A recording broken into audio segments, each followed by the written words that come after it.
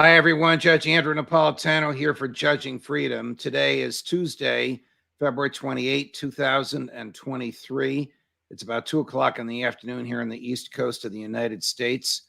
My guest today is a longtime friend of mine, Lieutenant Colonel Tony Shaffer, United States Army military intelligence, CIA trained career in that end of the world. Today is the President and Chief Executive Officer of the London Center, which concentrates on addressing the foreign policy moves of the United States of America in a constitutional way. Oh, whatever happened to the Constitution, Colonel Shaffer? Welcome to the show. It's a pleasure to be with you. Judge, thank you for having me, and I always appreciate the time with you. And I don't know why the truth and the Constitution seem to be very unpopular when it comes to national security. Something that I learned as a whistleblower, as we've talked about on your show, and I'm just at a loss for how we simply don't have. Boy, the left is always talking about having democracy and discussion and debate. They seem to be the least wanting any discussion of these issues when their side seems to be gaining advantage politically from it. So it's frustrating. Colonel Shaffer was a whistleblower in the 9/11 investigation, and unlike some whistleblowers, came out as a hero in my mind and the minds of many of us who covered it at the time. So, Colonel, the Congress has given the president a $100 billion with a B blank check. He gave some cash to Secretary of the Treasury Yellen. She went over there yesterday. We'll run a little clip of her in a minute. I don't know why she's getting involved in this, but she is. The president has spent about half of that $100 billion, and some of the equipment that he has sent over there, he sent American troops to operate. So we have American troops on the ground. Your colleague, and our friend Colonel McGregor, says that some of these pieces of equipment can only be operated and triggered. It's not a trigger, but whatever they press today to get it to throw its projectile by Americans. And so the question for you is, are American troops either on the ground in Poland out of uniform, in Ukraine out of uniform, or on the ground in Poland in uniform, shooting at Russian troops? So I validate that with Greg. Greg is completely correct. And what we see now from the sources I have, I don't necessarily know if my source is the same as his. I don't know his sources. He doesn't know mine. But yeah, I can tell you from the folks I speak to directly that's ongoing. What we have right now, Judge, is essentially a logistics and command and control chain that goes into Poland. And that chain requires that you have individuals who are either in uniform but not wearing uniform, or contractors who have to go in and actually do the hard job of maintenance. These technologies, especially you're talking about artillery systems with complex algorithms and computers, you're talking about Patriot systems, things like that. Those are all things which require a great deal of expertise and maintenance. And boy, howdy, when you get armor in there, you start getting all these other things. There's going to be a literal path that has to go from all the different battle locations in Ukraine over to Poland for those things to be recovered. Because I don't think they're going to be able to recover them in Ukraine. They just don't have the technology to do it. So I think inevitably you're going to have the death of service members, U.S. service members, or contractors in a very short order if the war continues at its current pace. How dangerous is it to have American troops out of uniform? They don't have the protections of the Geneva Convention. They can be shot. They can be arrested as spies. They can be summarily executed. Now, Putin's not crazy enough to do that. The last thing he wants is American troops on the ground in uniform shooting at his troops. But the exposure of American troops that way, for what? Just so the president can say we don't have troops on the ground. Yeah, they're there, but they don't have uniforms on, so I don't have to admit they're there. That's absurd. Plausible deniability. And yeah, I got to admit, I mean, look, most of my career doing this sort of thing, I was a uniform member, like Afghanistan. I never wore a uniform once, and I was there as a major. So these things do happen. I understand there's times necessary, but yeah, there's a fig leaf of deniability right now, Judge, with Biden. They're trying to say, oh yeah, no, we're just giving it to him. We're not. There's no way that you can sustain this technology without having actual qualified people do it. Otherwise, it's like a big piece of metal or brick. It's like, yeah, good luck with that. It doesn't work. So if you're going to be effective, always remember this, Judge. If you're going to be effective in providing technology to an ally, you have to provide adequate supply chains and technicians to run it. That's just the way it is. And again, I wish more reporters would ask this hard question. It's like, who's sustaining this stuff that you're giving? Right. Here's the Secretary of the Treasury. Tell me if you've ever seen this in Kyiv yesterday. On this trip, I'm particularly interested in discussing the economic assistance we've provided. The U.S. has provided over $14 billion in economic assistance, and in the coming months, we will provide an additional over $8 billion in economic support. Thank you very much, dear Minister, your team, Ambassador. You're very welcome. Thank you. What he really meant to say was, thank you for the check that you brought me. I mean, she's tipping the president's hand. Now, it's hard to keep track of the numbers, but if you add up the numbers that we know he spent and the numbers she mentioned, it's probably now close to 60 billion with a B, which leaves about 40 billion left until he has to go back to Congress, one house of which is now controlled by Republicans. The small government Republicans in that house are personal friends of yours and mine. Right. They don't want us in. I know how they feel. I've spoken. Right. To them, We yes. both do. The people watching us now, the good folks watching this show now, know how they feel, and we all feel the same way. So the president may know that he's not going to get any more than what he has, but she's spending it like there's no tomorrow. She's talking about cash in the hands of the most notoriously corrupt government in the Western world. Judge, the only thing I can think of is that they're going to put pallets of cash in the back of C-130s and drop it over Mariupol and hope that those big pallets kill Russian soldiers by the weight of the cash hitting them. I swear to no, think about it. I mean, what else do you do with that? You personally saw or you knew of pallets of cash. I have, and I'm not joking. Yes. And I forget if it was Iraq or Afghanistan. You're the one Iraq. that told me about it when I was at Fox, and Yep, I saw Iraq. a picture, and it's like, you're going to me, Judge. I was there when they took that picture. Yep. So what was George W. We're getting off the topic. What was George W. Bush thinking if he's sending pallets of $100 bills overseas? It takes a lot of bribery at that level to get leaders of countries to do things. And this is the same thing. This is the same thing, Judge. This is, to me, another form of bribery. Basically, we have a political class in place who's willing to use your money and my money, the taxpayer money, to accomplish political objectives which have nothing to do with our domestic or national security. And that's what I find. Again, that's why we have the debate. And let me do a shout out to our friends in Congress. You know, Andy Biggs and I have spoken about this a couple times. I don't think Andy would mind me bringing it up because we just did an interview together. He is a regular on this show. Yeah. I'm crazy about him. The viewers of this show are crazy about him. He'll be on with us Friday. Yeah. So Andy and I have spoken about this. And we simply, I believe, based on the Constitution, based on the fact only Congress can declare war, and basically based on the appropriations process, there needs to be a debate and discussion about how this actually links to the domestic issues relating to protecting the American people or creating conditions for freedom and economic success. I just don't see the link. And I'm just asking for people to think it through. And I don't know why that's so hard. Let's talk about the practical aspects of ammunition. Here's Secretary General Stoltenberg of NATO. Now, this is 10 days old. It's been reinforced by other things that others have said. But this is how bad the ammo situation is in Ukraine. And then you can tell us how good the ammo situation is in Russia.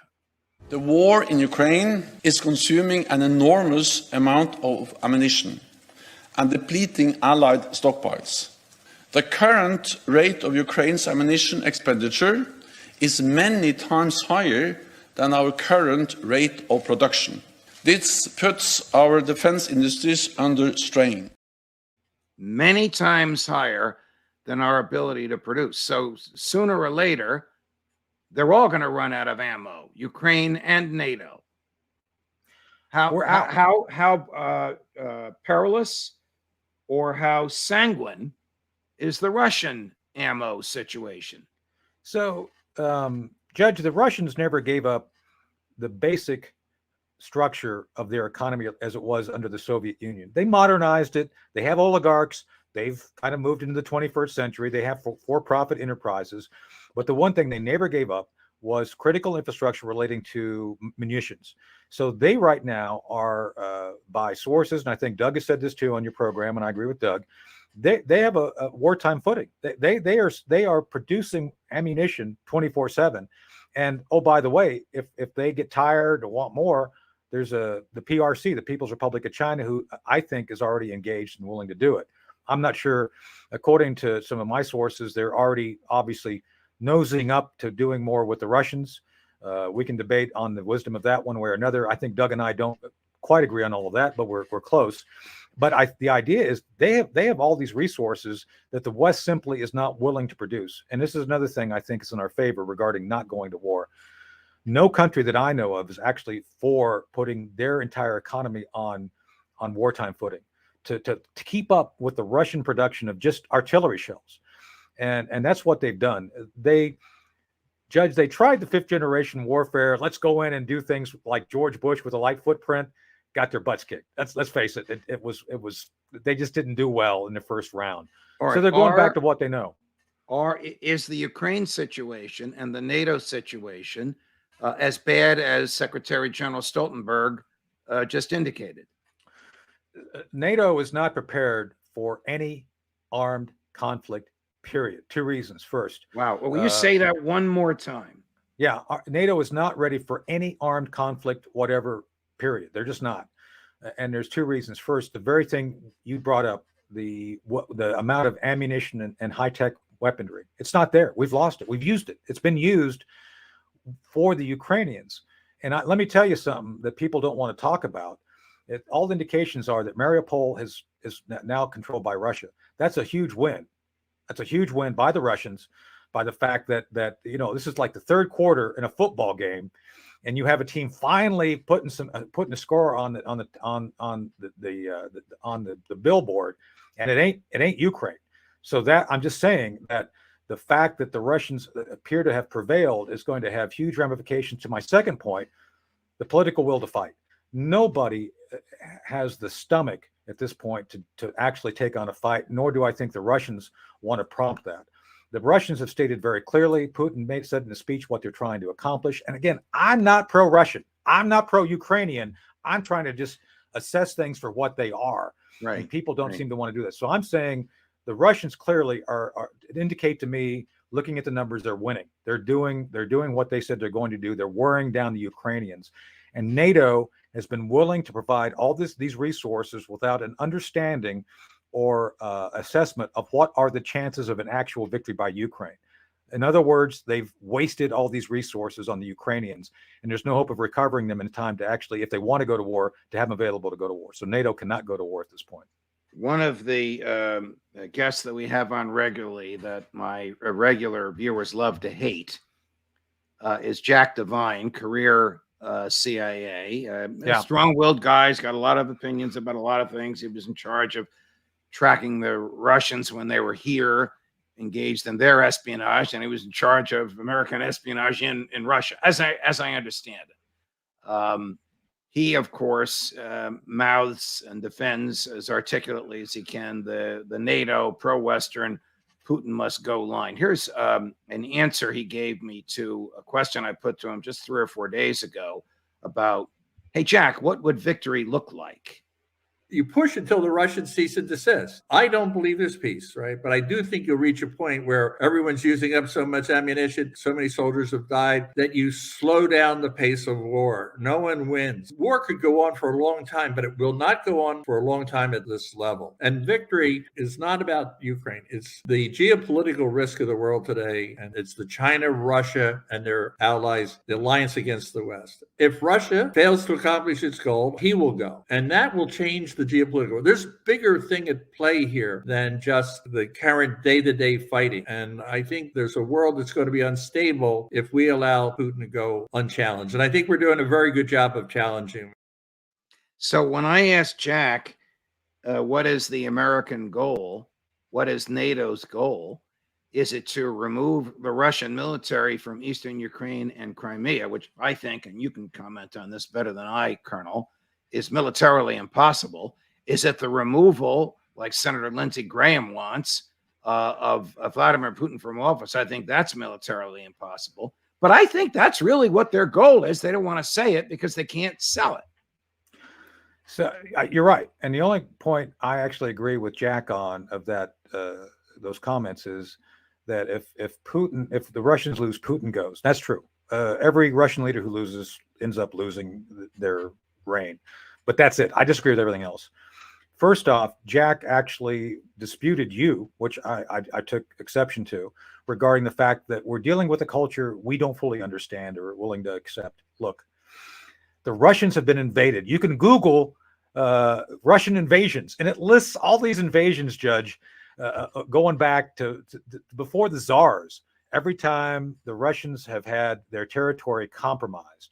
So until you actually can understand that the Russians are paranoid for a reason, you can never deal with them.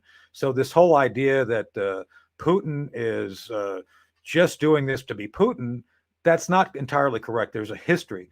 And so you need to understand their culture. He states it clearly. So the dismissal by Jack, let me put it this way. I think Jack Devine graduated from the Bill Gates School of Russian Assessment, where Bill Gates was actually, 2 months before the Russian wall fell, said publicly, oh, the Soviet Union is going to last another 20 years. And 2 months that the wall's gone. So I'm just saying that the CIA and people from Jack's circle have been historically and demonstratively wrong because they don't embrace and understand. Not embrace like, oh, I want to be part of it. Embrace the fact that they see the world differently, and you have to accept their perception of the world if you're going to deal with them. So that's the first thing. Secondly, this is where Doug and I, there's some daylight between us. Putin is a thug, and Putin wants to put the old Soviet Union back together. No doubt he wants to do that. And this is where Poland has every right to be worried, because Poland, as you recall, in 1939 was carved up between Stalin and Adolf Hitler. So you have to accept Poland too has an informed paranoia. So this is where we should be coming in, not like what Jack's saying is that we need to seek regime change, is to understand that there's perceptions that we have to manage and accept if we're going to be helpful in ceasing this. Our objective should be to end the hot conflict via diplomatic means and take a step back to figure out how we can be helpful, not be involved. And that's something that we're not doing. All right. The informed paranoia, great phrase, Colonel. The informed paranoia of Poland has resulted in the following: 40,000 active duty, armed, uniformed American troops, about a quarter of them 101st Airborne. No doubt. In Poland. Right. Training with 90,000 of Poland's best troops, armed and in uniform. All these guys, I don't know if there's gals among them, are within half a day of the Polish-Ukraine border. The president of Poland saying, we think we can expel the Russians from Crimea. Dmitry Medvedev, the former president of Russia, in that little interregnum where Putin was nominally the prime minister and wasn't the president, saying, we can push the Ukrainians all the way to the Polish border and maybe go into Poland if we have to. In this kind of language and Colonel Schaefer's phrase, informed paranoia, has us how close to World War III? Miscalculation is the ultimate deciding factor. I have a number of friends and mentors. Tony Zinni, General Zinni, has instructed me on this. Former chairman of the Joint Chiefs, Joe Dunford, has instructed me on this. There's some pretty big folks I've listened to about this. There's always a potential, Judge, of miscalculation, which happened to fall back just about, 6 months ago, where rockets went into Poland. Turned out that they were Ukrainian. Right. Just saying. Right. So I think we are, Zelensky wanted to claim it was a violation of Article 5. Right. He wanted American troops there tomorrow. Of course. So my assessment is we have the conditions very similar to those which resulted in a global war of World War I. because everybody has their own agenda and it's very dangerous. So those are the conditions I think are most parallel to what we're seeing right now. Okay. Gary, let's run Admiral Kirby either yesterday or this morning. How Mr. Zelensky goes about restoring his territorial integrity is a question for him to answer. It's an operation or operations that he must conduct. We're not getting involved in telling him how and when to do that. But we've never recognized Crimea as anything other than a part of Ukraine. But what they do going forward is going to be for them to decide. We want all of Ukraine's internationally recognized borders to be restored. Well, he's speaking out of both sides of his mouth because of that last statement that he said. He thinks NATO can rid Crimea of Russian troops. I guess he's going to have to rid Crimea of all the Russians that live there as well. First off, let me just comment on, Judge, don't you think John is such a happy dresser? I mean, he's always dressed well. I just say, no matter what he says, like, all those years, I won't all dress those like years that. of wearing stripes on his cuffs, like the Navy guys wear, the admirals wear. Anyway, back to your question. Look, if you go back to the Budapest Accords in, I think it was 94, where the agreement was Ukraine gave up its nukes for territorial integrity. So that is an issue. They didn't, just saying, it didn't happen. Right. U.S. then also promised not to expand NATO, which they did. So we've got a lot of issues that go back to miscalculation and breaking of treaties on both sides. So just saying neither side is pristine. The idea somehow that militarily we can achieve the objectives that John Kirby just said is insanity. And to your question earlier, that would result in nuclear weapons exchange in some form. No doubt, zero doubt, that if you actually decide that you're going to take and use offensive military action, and this is a numbers game, and I think Doug would agree with me at this point, there is no number the Ukrainians have that result in them winning the conflict or taking back anything, let alone Crimea. Not in the cards. The only way you're going to do that is by bringing in NATO to use all of NATO's military force, and that includes, large brigades of armor, like Doug did in the desert. Large brigades of them ones. I could just see Doug out there, with his, as a colonel, riding over the plains of Ukraine towards Crimea. I mean, that's what it would take, and we don't have warriors like Doug who could actually do that right now. Just saying, kudos to Doug. And NATO doesn't have warriors that can do that. Bingo. You said earlier. Bingo. So it's completely without any credibility, Judge. Zero credibility. Colonel Tony Shaffer, it's been wonderful. I hope you'll come back and visit us again. Thank you, I sir. can tell from the number of people watching and from the level of comments they're sending in, you're a new fan favorite on Judging Freedom. Thank you so much. Thank you, sir. Judge Napolitano for Judging Freedom.